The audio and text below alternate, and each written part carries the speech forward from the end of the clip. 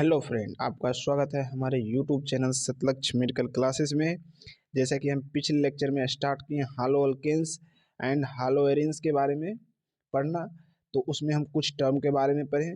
उसके बाद क्या है, हालो अल्केन्स का मेथड्स ऑफ प्रिपरेशन देखें और उसी में हम नेक्स्ट टॉपिक की तरफ मूव करते हैं, दैट इज सोलवेंट।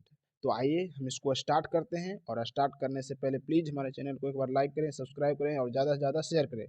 तो आइए स्टार्ट करते हैं। सोलवेंट सोलवेंट क्या है, इसके बारे में समझते हैं कि कितने प्रकार के होते हैं, कौन कौन से टाइप के सोलवेंट होते हैं, क्या रिएक्शन में ये रोल प्ले करता है। तो क्या है, सबस्ट्रेट और रिएजेंट क्या है, किसी सोलवेंट में एज ए मीडियम में क्या है, रिएक्शन करेगा और प्रोडक्ट बनाएगा। तो अब देखते हैं कि सोलवेंट कितने प्रकार के हो सकते हैं। तो there are two types of solvent, जैसे कि आप सभी जानते हैं, या तो पोलर सोलवेंट होते हैं या तो नॉन पोलर सोलवेंट होते हैं। और जो पोलर सोलवेंट होते हैं उसका डायपोल मोमेंट क्या होगा, नॉन जीरो। पढ़े हैं आप, ये डायपोल मोमेंट जिसका नॉन जीरो है क्या है, वो पोलर है। और जो नॉन पोलर है उसका डायपोल मोमेंट क्या है, जीरो है। तो दो तरह के हो सकते हैं, पोलर सोलवेंट और नॉन पोलर सोलवेंट। तो आइए हम पोलर सोलवेंट में फर्दर देखते हैं, जो आगे काम आएगा। क्या है, पोलर सोलवेंट में पढ़ते हैं। पोलर सोलवेंट भी दो प्रकार के हो सकते हैं, एक हो सकते हैं पोलर प्रोटिक सोलवेंट, एक होंगे पोलर एप्रोटिक सोलवेंट। तो हम ये दोनों को कंपैरिजन करते हुए बस पढ़ते हैं। देखिए, पोलर प्रोटिक सोलवेंट में क्या कहता है, H atom directly bonded to electronegative atom having En greater than और इक्वल टू 3। मतलब H एटम जो हाइड्रोजन एटम है वो उससे अटैच होगा जिसका En 3 या 3 से ज़्यादा होगा। जैसे एग्जांपल में देख रहे हैं वाटर, वाटर तो इस तरह से H है, तो H किससे अटैच है, ऑक्सीजन से, और इसका En 3.5 होता है। तो किससे, En तो 3 या 3 से ज़्यादा है। ROH, CH3COH, NH3, तो ये सभी एग्जाम्पल किसका हो गया, पोलर प्रोटिक सोलवेंट का। पोलर एप्रोटिक सोलवेंट क्या है, H atom is not directly bonded to electronegative atom, मतलब इससे कम होगा, मतलब वो डायरेक्टली इलेक्ट्रोनेगेटिव एटम मतलब हाई एन से अटैच नहीं होगा। अब उसका एग्जाम्पल जैसे देख रहे हैं आप, एनियन डाइमिथाइल एसिटामाइड, इसका स्ट्रक्चर ये हो गया, इसको शॉर्ट में DMA बोलेंगे।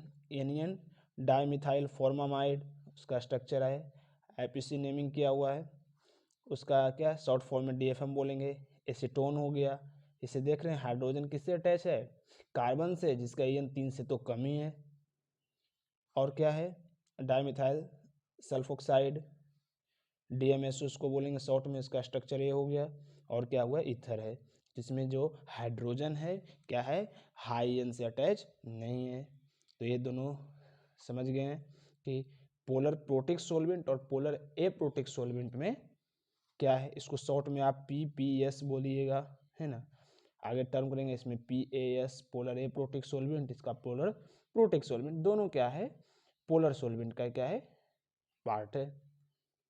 तो नेक्स्ट में क्या है, पोलर प्रोटिक सोलवेंट में क्या है, देखिए ध्यान से, both cations and anions are solvated, मतलब ये सोलवेंट में, ये polar solvent, polar protic solvent में क्या है, केटायन और एनायन दोनों के दोनों क्या है, सोलवेट होंगे। जैसा कि आप देख रहे हैं, लेट एग्जाम्पल, कोई भी सब्सटेंस क्या है, यहाँ पर NaCl एग्जाम्पल ले लिए, उसमें क्या है, वाटर ले लिए, तो वाटर किसका एग्जाम्पल हो गया, पोलर प्रोटिक सोलवेंट का। अब वाटर इस तरह से अगर Na रहता है तो इस तरह से अटैच होगा, इसमें पॉजिटिव है, तो क्या ऑक्सीजन से क्या है, सब जुड़ जाएगा, मतलब एक तरह से क्या है, सोल्वेशन हो रहा है। तो किसका है, केटायन का हुआ। और यहाँ एनाइन का भी पॉसिबल है, लेट एग्जाम्पल Na का ही पार्ट हो गया, NaCl लिए तो Cl हो गया एनाइन पार्ट, और एनाइनिक पार्ट में क्या है, H से अटैच होगा, तो इस तरह से क्या है, यहाँ पे देख रहे हैं, मतलब cation as well as anion का भी सोल्वेशन हो रहा है, ठीक है। लेकिन जो पोलर एप्रोटिक में है, only cations are solvated and not anions due to steric crowding, मतलब क्या है, सिर्फ केटायन का ही हो सकता है सोल्वेशन, एनायन पार्ट का नहीं होगा। क्यों, जैसा कि आप भी देख रहे हैं, लेट एग्जाम्पल क्या है, Na है, तो Na से तो O अगर है अटैच, एसीटोन एग्जाम्पल ले लिए, किसका है, पोलर एप्रोटिक सोल्वेंट का है, तो इससे क्या है, इसका सोल्वेशन हो जाएगा Na का। लेकिन अगर आप कहिएगा Cl का भी तो हो सकता है, लेकिन Cl का किससे करेंगे, जब हाइड्रोजन से अटैच करेंगे तो इतना ज़्यादा क्राउडिंग है स्ट्रक्चर के कारण होगा कि एनायन का नहीं होगा। तो पोलर सोल्वेंट में कितने प्रकार के होते हैं, polar protic सोल्वेंट, polar aprotic. Polar protic किसको कहते हैं, समझ गए, मतलब हाइड्रोजन वैसे इलेक्ट्रोनेगेटिव एटम से अटैच होंगे जिसका EM 3 या 3 से ज़्यादा होगा, इसमें वैसा नहीं रहेगा। इसमें क्या, कैटायन एनायन दोनों के दोनों सोल्वेट होंगे, इसमें ओनली कैटायन नॉट एनायन। तो ये रहा पोलर सोल्वेंट के बारे में। अब यहाँ एक छोटा सा देखिए क्या पॉइंट लिखा हुआ है कि सोल्वेशन डिपेंड करता है चार्ज डेंसिटी पे, क्या उसका चार्ज होता है और क्या उसका साइज होता है। तो चार्ज डेंसिटी को क्या बोलेंगे, चार्ज अपॉन साइज। तो एग्जाम अगर कंपेरिजन करते हैं किसका ज़्यादा सोल्वेशन होगा, F माइनस का या Cl माइनस का, तो दोनों पर चार्ज तो ठीक है सेम है, लेकिन साइज किसका छोटा है, फ्लोरीन का। तो जिसका साइज छोटा होगा उसका सोल्वेशन क्या हो जाता होगा, मोर सोल्वेशन। ऐसे ही समझने के लिए। तो ये रहा पोलर सोल्वेंट के बारे में। नॉन पोलर के बारे में सिंपल है, आप भी जानते हैं नॉन पोलर क्या है, neither cation nor anion is solvated, example CCl4 CH2, ऐसे बेंजीन आर जो हो जाता है एग्जाम्पल किसका है, नॉन पोलर सोल्वेंट का। तो ये हुआ सोल्वेंट, आगे फर्दर काम आएगा। और हम नेक्स्ट टॉपिक की तरफ मूव करते हैं, that is the chemical reaction of alkyl halide. जैसा कि हम हालो अल्किन एंड हालो एरिन में स्टार्ट किए, बताएं आपको कि सबसे पहले हम क्या पढ़ेंगे, हालो अल्किन के बारे में, हालो अल्केन के बारे में पढ़ेंगे। तो हालो अल्केन में भी हम methods of preparation of hello alkane पढ़ चुके हैं पिछले लेक्चर में, और आज हम स्टार्ट करेंगे chemical reactions of alkyl halides, that is halo alkanes. तो chemical reactions of alkyl halide हम आज स्टार्ट करेंगे।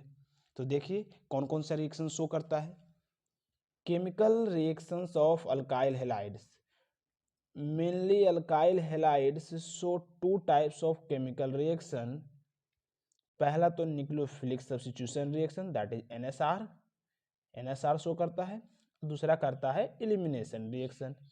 तो हम एलिमिनेशन रिएक्शन के बारे में बाद में पढ़ेंगे, अभी फिलहाल पढ़ता हूँ न्यूक्लियोफिलिक सब्स्टिट्यूशन रिएक्शन के बारे में। वेरी इंपॉर्टेंट है न्यूक्लियोफिलिक सब्स्टिट्यूशन रिएक्शन, उसको शॉर्ट में क्या बोलेंगे, NSR।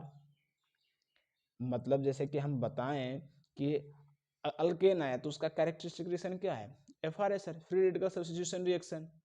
तो उसी प्रकार से अगर कोई अल्काइल हैलाइड होता है तो इसका कैरेक्टरिस्टिक रिएक्शन क्या है, या तो एलिमिनेशन रिएक्शन होगा या तो nucleophilic substitution reaction, very important.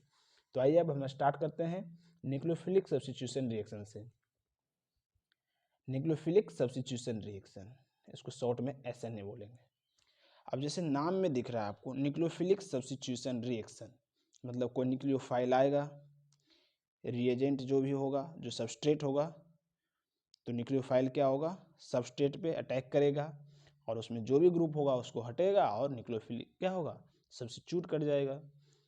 तो यहाँ पे क्या है, अपना सबस्ट्रेट है, क्या रहेगा, अल्काइल हैलाइड रहेगा। न्यूक्लियोफाइल आया, क्या इस पर अटैक करेगा, अटैक करने को न्यूक्लियोफाइल तो ऐड हो गया और ये क्या हो गया, लिविंग ग्रुप था जो छोड़ दिया इससे। तो यही रहेगा, बेसिक फंडा है।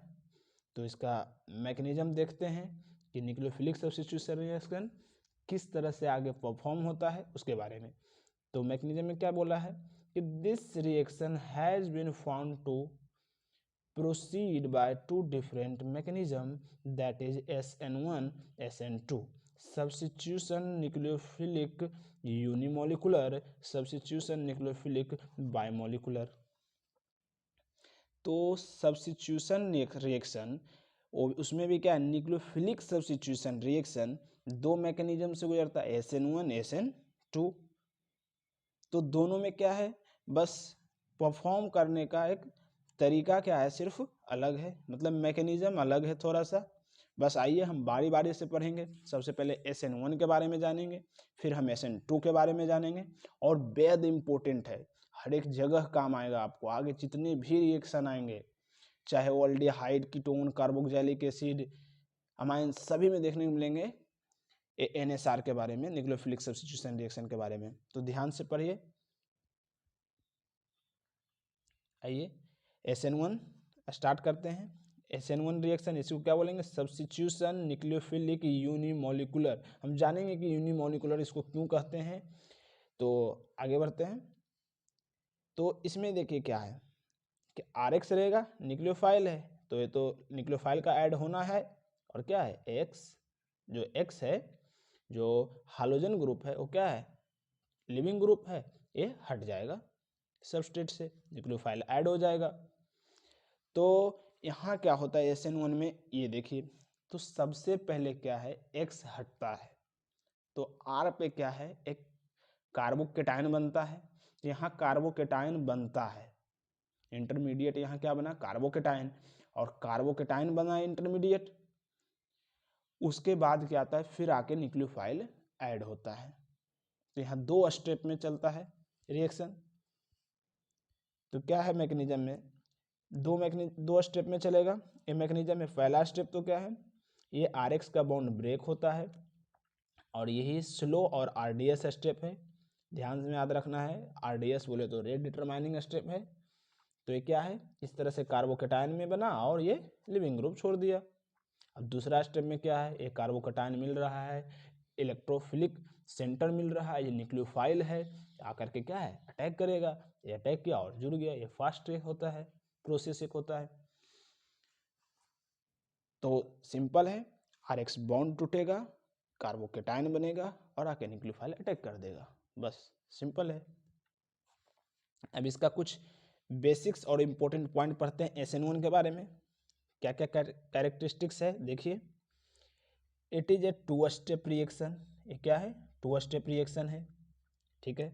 काइनेटिक्स ऑफ रिएक्शन के बारे में थोड़ा सा बस चर्चा करते हैं।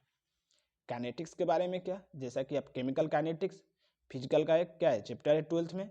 केमिकल काइनेटिक्स में जैसा कि आप देखते हैं, उसका रेट निकालने के लिए क्या है, K इंटू उसका जो भी रिएक्टेंट है, और उसका क्या है, हम पावर करते हैं X। तो उसी प्रकार से क्या है, यहाँ रेट निकालेंगे। तो K इंटू सबस्ट्रेट में क्या है, ओनली अल्काइल हैलाइड्स, और इसमें भी 2 स्टेप है, तो सिर्फ हम स्लो प्रोसेस का ही देखेंगे। जो RDS है स्लो प्रोसेस, उसी का क्या है, सिर्फ हम रेट निकालेंगे। तो अल्काइल हैलाइड्स एक ही है, तो इसका क्या है, ऑर्डर एक ही रहेगा, और मोलिकुलरिटी भी क्या रहेगा, एक है। सबस्ट्रेट में क्या है, सिर्फ एक है, अल्काइल हैलाइड्स, तो क्या है, ऑर्डर भी इसका एक रहेगा, और मोलिकुलरिटी भी क्या रहेगा, एक रहेगा।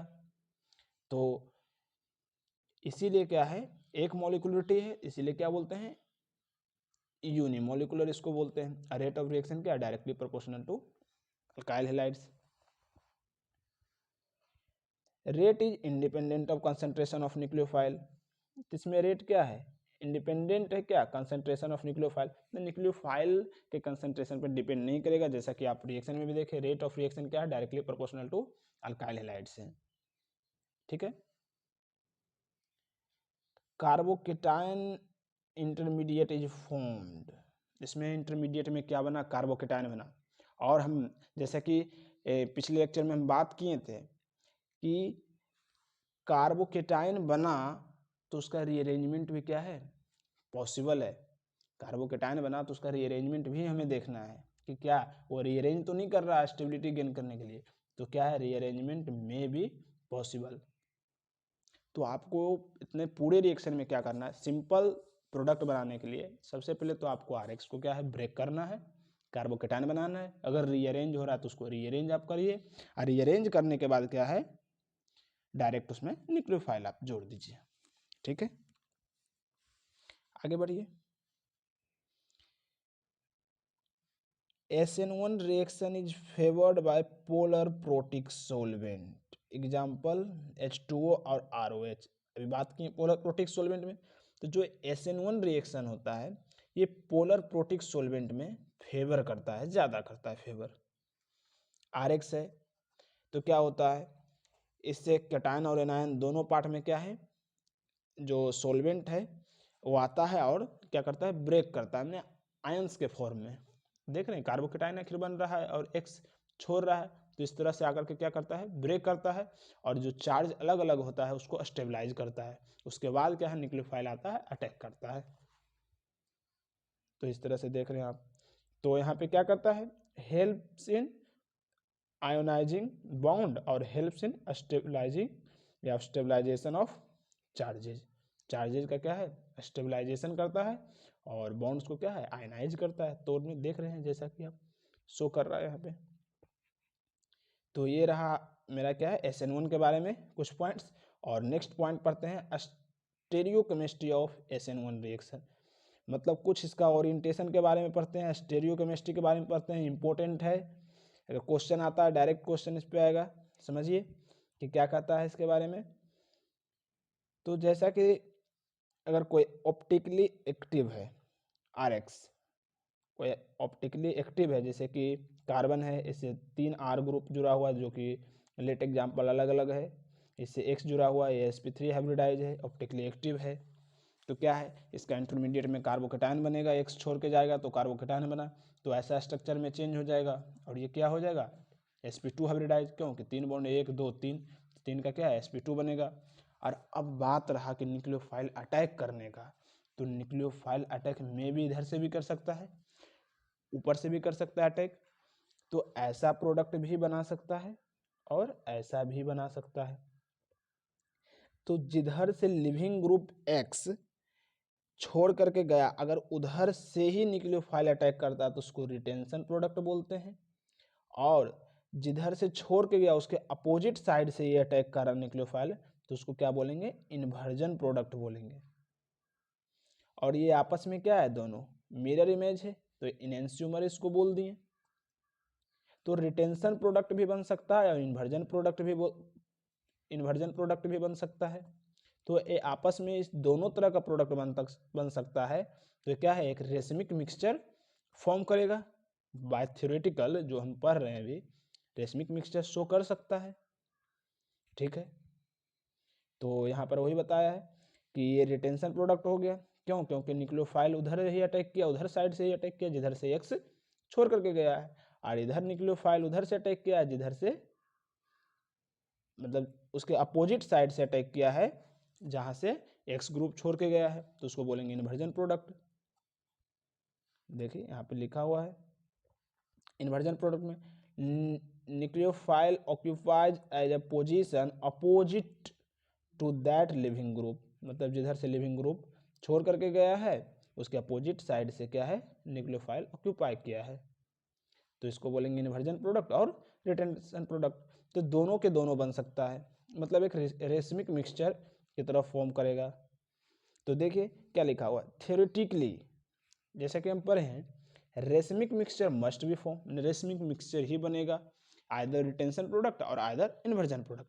But inversion product dominates over retention product, मतलब पार्शियल रेशमाइजेशन टेक्स प्लेस। मतलब लेकिन जरूरी नहीं है कि 50% रिटेंशन बने और 50% इन्वर्जन प्रोडक्ट बने। यहाँ पे इन्वर्जन प्रोडक्ट ज़्यादा बनता है, inversion product dominates over retention. क्यों, समझिए, कोई X ग्रुप छोड़ करके जा रहा है तो ऐसा थोड़ी है कि छूटा और पूरा दूर चला गया, तो जाने में क्या है, धीरे धीरे जा रहा है दूर, तो उधर से आ रहा है अगर न्यूक्लियोफाइल, तो बताओ कहाँ से आसान होगा, उधर से आने में आसान होगा अटैक करने में कि उसके अपोजिट साइड से, क्योंकि उधर साइड से जिधर से छोड़ करके गया है उधर से ही अगर न्यूक्लियोफाइल आता है तो कुछ क्राउडिंग भी तो हो सकता है। वही बात है, इस वजह से क्या है, इन्वर्जन प्रोडक्ट ज़्यादा बनता है। तो इस तरह से यहाँ X छोड़ के अगर जा रहा है तो ऐसा स्ट्रक्चर बनता है कार्बोकेटाइन, जिसमें न्यूक्लियोफाइल अगर उधर से अटैक करता है तो थोड़ा सा क्या है, क्राउडिंग होगा। उस क्राउडिंग से बचने के लिए क्या है, अपोजिट साइड से अटैक करेगा। तो जो अगर अपोजिट साइड से अटैक करेगा तो इन्वर्जन प्रोडक्ट क्या है, ज़्यादा बनेगा। तो इसीलिए इन्वर्जन प्रोडक्ट जो होता है वो डोमिनेट करता है ओवर रिटेंशन प्रोडक्ट। ठीक है, वही यहाँ पर क्या है मेंशन किया हुआ है। तो इसीलिए क्या है, फुल्ली के फुल्ली रेशमिक मिक्सचर नहीं बनता है, पार्शियल रेशमाइजेशन होता है। ठीक है, अच्छा उसमें भी हम बात करेंगे कि अगर रेशमिक मिक्सचर कब बनेगा, या मतलब रेशमाइजेशन जो होगा ज़्यादा से ज़्यादा कब होगा, जब इंटरमीडिएट क्या है, स्टेबल रहेगा। X छोड़ के गया, अगर कार्बोकेटायन स्टेबल है, स्टेबल एक गेन कर लिया है तो क्या है उसमें रेसमिक मिक्सचर अच्छा बनेगा, मतलब रेसमाइजेशन क्या है ज़्यादा बढ़िया होगा। तो वही सिंपल पॉइंट है कि more the stability of carbocation more will be racemisation, मतलब जितना ज़्यादा कार्बोकेटायन का स्टेबिलिटी होगा उतना बढ़िया क्या है रेसमिक मिक्सचर बनेगा, रेसमाइजेशन बढ़िया होगा। तो ये रहा स्टेरियोकेमिस्ट्री के बारे में पढ़ें SN1 का खास। तो चलिए अब आगे बढ़ते हैं, आगे क्या कहता है 7वां पॉइंट देखिए, रिएक्टिविटी टुवार्ड्स SN1 रिएक्शन। मतलब कि हम देखेंगे कि दे देगा बहुत सारा सबस्ट्रेट आपको, कहेगा किस में ज़्यादा SN1 हो रहा है, तो सिंपल हम क्या करेंगे उसका कार्बोकेटायन बनाएंगे। अब जिसका जितना बढ़िया कार्बोकेटायन स्टेबल होगा उसका स्टेबिलिटी उतना ज़्यादा होगा। तो रिएक्टिविटी टुवार्ड्स SN1 रिएक्शन क्या है directly proportional to stability of carbocation intermediate. जो इंटरमीडिएट अगर स्टेबल रहा तो आगे प्रोडक्ट भी क्या है स्टेबल बनेगा। तो हमको किससे देखना है, एकदम याद रखिए इम्पोर्टेंट है कि SN1 रिएक्शन का अगर रिएक्टिविटी देखना है ऑर्डर देखना है तो आप कार्बोकेटायन का स्टेबिलिटी देखिए। जैसा कि देखिए क्वेश्चन में हम देखते हैं, ये देखिए क्वेश्चन है इस तरह से दिया हुआ है, बहुत सारा सबस्ट्रेट है और इसका पूछ रहा है SN1 का क्या है रिएक्टिविटी पूछ रहा है। तो क्या है देखिए इसमें भी क्या है आप सिंपल X को ब्रेक कीजिए, ब्रेक कर रहे हैं और क्या है कार्बोकेटायन बनाइए, कार्बोकेटायन यहाँ भी बनाए यहाँ भी बनाए यहाँ भी बनाए। तो सबसे पहले हम कैसे चेक करेंगे, यहाँ तो सबसे पहले देखिए रिजोनेंस हो रहा है, इसमें भी रिजोनेंस हो रहा है, एलाइलिक पार्ट है बेंजालिक पार्ट में रिजोनेंस होता है, लेकिन यहाँ ज़्यादा रिजोनेंस है, यहाँ रिजोनेंस ज़्यादा है। देख रहे हैं 3 डबल बॉन्ड के बीच में लोकलाइजेशन होगा कार्बोकेटायन का, यहाँ तो एक ही है तो यहाँ रिजोनेंस ज़्यादा है तो ऑब्वियस इसका ज़्यादा होगा। फिर इसका अब इसमें क्या है रिजोनेंस तो हो नहीं रहा है, लेकिन अब किससे करेंगे अल्फा एच से काउंट करेंगे। तो अल्फा एच में देखिए 3 3 9 अल्फा एच इसमें यहाँ बन रहा है तो 3 3 6 अल्फा एच है, यहाँ तो ओनली क्या है 3 अल्फा एच है। तो ऑर्डर क्या रहेगा, तो इसका ऑर्डर होगा सबसे ज़्यादा ये कार्बोकेटायन स्टेबल है, फिर ये कार्बोकेटायन स्टेबल है, फिर ये और फिर ये। तो जितना ज़्यादा कार्बोकेटायन स्टेबल होगा intermediate reactivity toward SN1 reaction ज़्यादा होगा। मतलब इस साइड से क्या है इस तरफ अगर हम बढ़ते हैं तो increasing rate of reaction towards SN1, मतलब अगर इतने में से क्या है सबसे ज़्यादा SN1 रिएक्शन कौन शो करेगा, ये सबसे फास्ट करेगा, उसके बाद ये करेगा, फिर ये फिर ये। तो ये ऑर्डर रहा। तो अगर जैसे ही रिएक्टिविटी अगर SN1 के पूछा क्या है कार्बोकेटायन का स्टेबिलिटी आप देखिए कि कौन जितना ज़्यादा स्टेबल है उतना ज़्यादा है। और अगर लिविंग ग्रुप डिफरेंट रहा तो लिविंग ग्रुप इसमें कौन हो सकता है हाइड्रोजन में ही ना, फ्लोरीन क्लोरीन ब्रोमीन आयोडीन। तो अगर वो डिफरेंट रहा तो सिंपल सी बात है आयोडीन का क्या होगा ज़्यादा होगा, तो ये रहेगा ऑर्डर, फिर ब्रोमीन का, फिर क्लोरीन और फिर फ्लोरीन। आयोडीन जल्दी डिपार्ट्स करेगा, फिर ब्रोमीन, फिर क्लोरीन और फिर फ्लोरीन। तो इसमें सिंपल आपको मेन ये क्या याद रखना है कि रिएक्टिविटी अगर SN1 का अगर पूछता है तो आप क्या है कार्बोकेटायन का स्टेबिलिटी देखिएगा, जितना ज़्यादा कार्बोकेटायन स्टेबल होगा उतना ज़्यादा SN1 रिएक्शन शो करेगा। सिंपल है। ये पॉइंट देखिए वेरी इंपॉर्टेंट है और आगे भी आएगा, हर एक हालोएरिन में भी हम पढ़ेंगे, हर जगह पढ़ेंगे कि SN1 reaction does not takes place in, और SN2 में भी जब पढ़ेंगे तो उसमें भी पढ़ेंगे कि ये विनाइल हैलाइड एराइल हैलाइड और ये जो है स्ट्रक्चर इसमें SN1 ना तो होता है ना तो SN2 होता है। विनाइल हैलाइड पढ़ें टर्म के बारे में कि डबल बॉन्ड से क्या है C डबल बॉन्ड C से अटैच जो X ग्रुप होगा इसमें क्या होगा नहीं होगा SN1। एराइल हैलाइड बेंजीन से अगर डायरेक्ट अटैच है X तो इसमें भी क्या होगा SN1 नहीं होगा। और ये देखिए फेमस है जैसा कि आप पहले पढ़े होंगे, ये ब्रेड्स रूल वायलेशन यहाँ पे करेगा ऐसा स्ट्रक्चर में, यहाँ मतलब क्या कहता है इसमें कि जो यहाँ पे जो ब्रिज कार्बन है नहीं तो इस पर फ्री रेडिकल बनना चाहिए और ना तो कार्बोकेटायन बनना चाहिए, अगर ऐसा बनता है तो क्या है ब्रेड्स रूल का वायलेशन होता है। तो ये तीनों स्ट्रक्चर को आपको ध्यान में रखना है, विनाइल हैलाइड और एराइल हैलाइड के जान रहे हैं, इसके बारे में भी याद रखिए कि ये तीनों क्या है SN1 रिएक्शन शो नहीं करेगा, कभी नहीं। मतलब जो कार्बोकेटायन अगर अनसेचुरेटेड पे बना, मतलब डबल बॉन्ड पे बना, तो वो क्या होता है, अनस्टेबल होता है, और इस पे क्या है, कभी भी SN1 रिएक्शन शो नहीं करता है। अब देखिए लास्ट में एक क्वेश्चन है, compare the rate towards SN1 reaction. अब जैसे ही रेट बोला SN1 रिएक्शन का, आपको डायरेक्टली प्रोपोर्शनल क्या कर देना है, कार्बोकेटायन का स्टेबिलिटी। मतलब SN1 रिएक्शन का स्टेबिलिटी या सॉरी इसका रिएक्टिविटी देखना है तो क्या है, स्टेबिलिटी आप देखिए कार्बोकेटायन का। तो देखिए ये बहुत सारा है दिया हुआ है, इस तरह से प्रोडक्ट आपको दिया हुआ है, इसका क्या करना देखना है, स्टेबिलिटी देखना है कार्बोकेटायन का। अब कार्बोकेटायन का स्टेबिलिटी कैसे देखते हैं, जो आपको बताते हैं।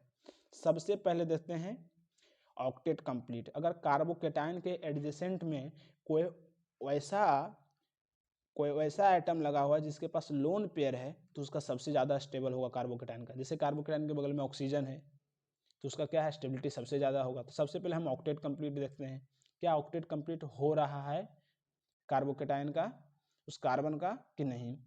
उसके बाद ईएन देखते हैं।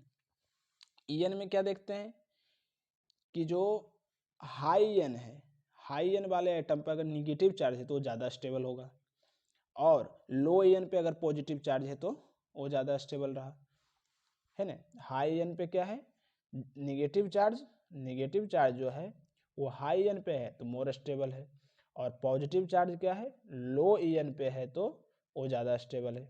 ईएन देखते हैं। उसके बाद रिजोनेंस देखते हैं कि रिजोनेंस किस में हो रहा है, नहीं हो रहा है। अगर ये सब नहीं हो रहा है तो अगले हम इफेक्ट के पर पहुंचते हैं, किस पे, इफेक्ट में। इफेक्ट में क्या है, सबसे पहले एम इफेक्ट देखते हैं, उसके बाद एच इफेक्ट देखते हैं, तो जाकर के आई इफेक्ट के बारे में हम देखेंगे। तो इसी सीरीज से हमको क्या है, कार्बोकेटायन का स्टेबिलिटी देखना है। ये नहीं कि हम डायरेक्ट इफेक्ट देख लें, रिजोनेंस देख लें, नहीं। सबसे पहले ऑक्टेट कंप्लीट अगर हो रहा है तो सबसे ज़्यादा स्टेबल होगा, उसके बाद ईएन पे देखेंगे। वो भी नहीं हो रहा है तो रिजोनेंस देखेंगे कि रिजोनेंस तो नहीं कार्बोकेटायन के हेल्प से हो रहा है, या रिजोनेंस में पार्टिसिपेट तो नहीं कर रहा है कार्बोकेटायन। अगर वो सब नहीं हुआ तो क्या है, हम इफेक्ट देखेंगे। तो देखिए क्वेश्चन में क्या है, कार्बोकेटायन सिंपल बनाए तो ना तो यहाँ पे ऑक्टेट कंप्लीट से हो रहा है, या ना तो ईएन के बारे में है, या ना तो रिजोनेंस हो रहा है यहाँ पे। तो डायरेक्ट इफेक्ट देखते हैं। इफेक्ट में भी एम इफेक्ट, फिर एच इफेक्ट, फिर आई इफेक्ट। तो एम इफेक्ट रिजोनेंस कोई पार्टिसिपेट नहीं कर रहा तो एम इफेक्ट भी नहीं देखेंगे, और तो फिर एच इफेक्ट पे आते हैं। तो देखिए एच इफेक्ट में कार्बोकेटायन बनाए तो यहाँ पे क्या है, 0 अल्फा एच होगा, यहाँ पे क्या है 3 अल्फा एच है, और यहाँ पे कार्बोकेटायन बना तो क्या है 3 इधर है 2 इधर है 5 अल्फा एच है, और इधर 9 अल्फा एच है। तो जिसका अल्फा एच ज़्यादा वो कार्बोकेटायन क्या है, स्टेबल, ज़्यादा स्टेबल है। तो और कार्बोकेटायन जो ज़्यादा स्टेबल है वो क्या है, रेट टुवर्ड्स SN1 रिएक्शन ज़्यादा शो करेगा। तो ऑर्डर क्या बन जाएगा, इस तरह से ऑर्डर बन जाएगा, डी, फिर सी, फिर बी, और फिर ये। तो ये रहा SN1 रिएक्शन के बारे में। तो आज का क्लास बस इतना ही। अगर समझने में अगर ज़रा सा भी प्रॉब्लम आता है तो प्लीज़ कमेंट बॉक्स में आप मेंशन करें, हम उसका रिप्लाई देंगे, अच्छे से सोल्व करेंगे आपका प्रॉब्लम को। तो बस आज का क्लास इतना ही। थैंक यू, और प्लीज़ हमारे चैनल को एक बार लाइक करें, सब्सक्राइब करें, और ज़्यादा से ज़्यादा शेयर करें, अपने दोस्तों के पास शेयर करें। ओके।